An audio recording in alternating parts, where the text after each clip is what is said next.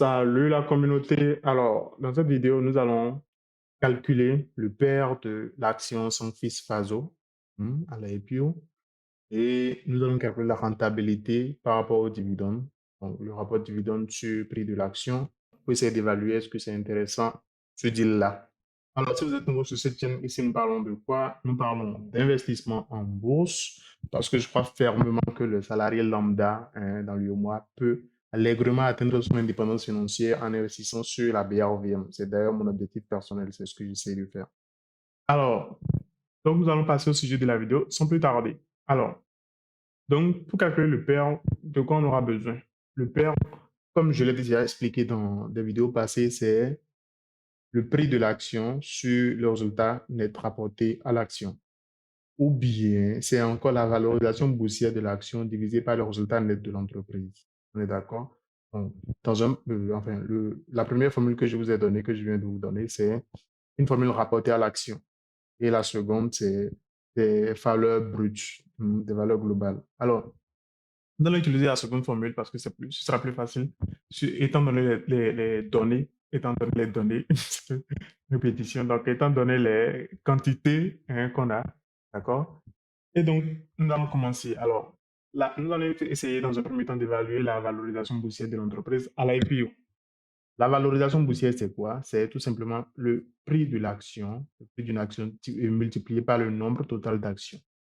Le prix d'une action, c'est 600 francs CFA. Vous pouvez le lire là à l'écran, c'est 600 francs CFA. On est d'accord? Alors, le nombre total d'actions, je peux le trouver ici. Ça, c'est la note d'information qu'ils ont fournie eux-mêmes. Donc, il y a de fortes chances que vous l'ayez déjà à votre disposition. Et donc, vous pouvez lire aussi qu'après l'opération, le nombre d'actions, le nombre total d'actions, ça n'a pas changé. C'est là, c'est 5 millions d'actions. On est d'accord? Donc, en faisant les 600 francs CFA qu'on a lu ici, fois les 5 millions d'actions, on aura la valorisation boursière de l'entreprise. Donc, je fais les 600 francs CFA fois les 5 millions d'actions,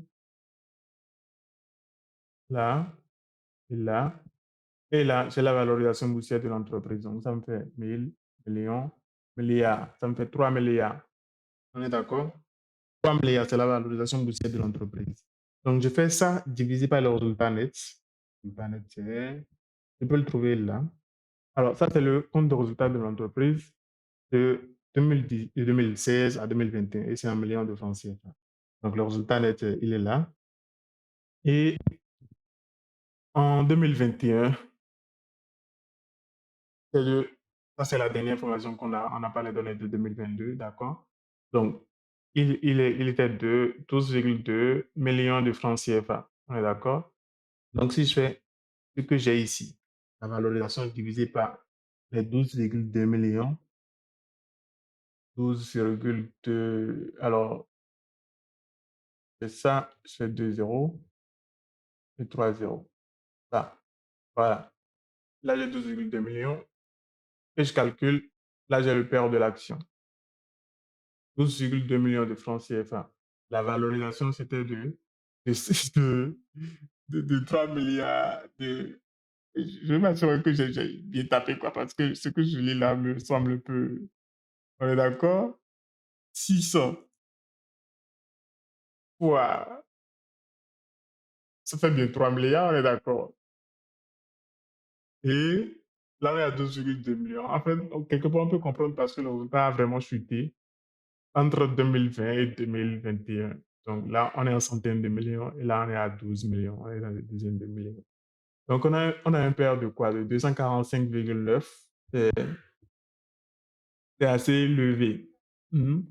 Si vous avez suivi de mes vidéos passées, je disais, moi, je considère Sankey Faso comme un turnaround. Et la raison, c'est, pour moi, je sais que c'est un turnaround. C'est tout simplement en procédant par élimination. Donc, ce n'est pas un fast grower, ce n'est pas un slow grower, ce n'est pas un stalwart, ce n'est pas un cyclical, ce n'est pas un net, ce n'est pas un asset play. On est d'accord? Donc, il ne lui reste que la catégorie des turnarounds pour essayer de modéliser cette action-là. Alors, donc, et j'ai dit, moi, personnellement, je veux les turnarounds, je les veux autour, enfin, à un pair autour de 4 ou 5. 5, c'est, je dis 4. Je les veux à un pair autour de 4. Là, on a un pair qui est de 240, je dis 246, on est d'accord? 246, alors que je veux 4. On est très, très loin du compte, on est d'accord? Alors, donc non, si la décision, si j'investis moi, je le répète encore une fois, ça ce n'est que mon avis, c'est complètement personnel. Est-ce que j'investis dans cet IPO-là? C'est non. Disons que moi, personnellement, en fait, a priori, les IPO ne m'intéressent pas. On est d'accord? Parce que le prix sera. Pour nous, quelles sont les chances d'avoir, comment on dit, une action décotée à l'IPO même? Quelles sont les chances? Non, elles sont négligeables. Pour dire, c'est presque impossible, en fait. Alors que le propre du value investing, ou bien du value investor, c'est justement d'acheter avec une marge de sécurité. Si vous avez lu Security Analyst Ben Graham ou bien Intelligent Investor, vous avez compris ces notions-là déjà. Alors, donc le PR, c'est fait. Nous allons passer maintenant au calcul du dividend yield. Donc, c'est tout simplement le rendement en dividende. Et je fais quoi? Je fais le dividende divisé par le prix de l'action. Une fois encore, nous allons calculer avec des valeurs globales. Donc, le dividende distribué par l'entreprise, le dividende global, et que je vais enfin, diviser par la valorisation boursière de l'entreprise. On est d'accord? Alors, donc,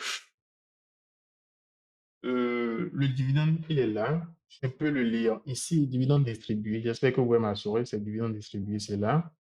Et en 2021, c'était de 7,3. Vous pouvez voir que les années passées, les deux dernières années passées, c'était bien plus grand que ça. Donc, parce que le résultat a chuté, évidemment, le dividende distribué a craché. Je dis évidemment, c'est pas aussi évident que ça. Il y a des entreprises qui sont prêtes à s'endetter pour payer des dividendes. Donc, alors, donc, le dividende ici, c'est de 7,3 millions de francs CFA. Je vous le rappelle, le tableau est en millions de francs CFA. Donc, 7,3 millions de francs CFA. 7,3 millions de francs CFA, là et là. On est d'accord? C'est 7,3 millions de francs CFA que je vais diviser par la valorisation boursière. Mais on est d'accord que si je fais le calcul en l'état, je commets une erreur. On est d'accord? Parce que ce montant-là est taxé. On est d'accord? Et ça va dépendre, quelle taxe lui est appliquée, ça va dépendre c'est l'IRVM qui le fixe, on va dire. Et c'est en fait 10% il y a 10% de ce montant-là que vous ne toucherez jamais, on est d'accord? Donc 10% qui partent en IRVM, il ne reste que 90% en fait de ces dividendes que vous allez toucher concrètement dans votre compte titre. Donc je fais fois 0,9 pour prendre en compte ces 90%. Donc en réalité, c'est ce qui va aller dans les comptes titres des actionnaires et je vais diviser par la valorisation boursière qui était de 3 milliards. Là, on est à milliers, on est à millions et on est à milliards. Milliers, millions, milliards, on est d'accord? Et je fais mon calcul et j'ai un dividende yield de 0,002. Alors, je déplace ça de 2 places et j'ai un dividende yield en pourcentage de 0,2%. Si vous voulez 0,22% si j'essaie d'arrondir. Donc, une fois encore, c'est assez négligeable. Et on peut comprendre, hein, tous ces calculs-là sont aussi médiocres.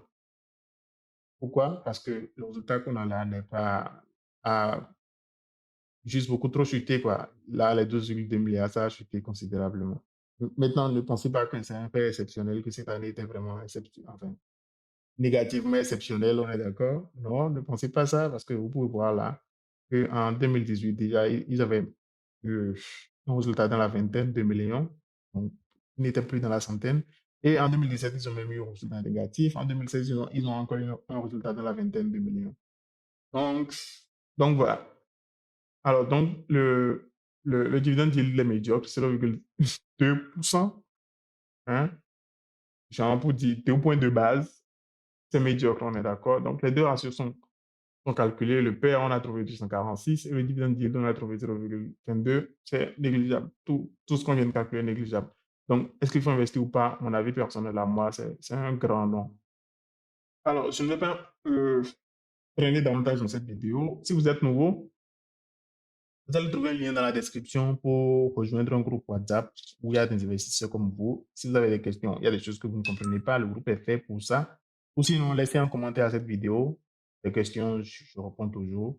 et n'oubliez pas de liker la vidéo et de vous abonner. Ciao!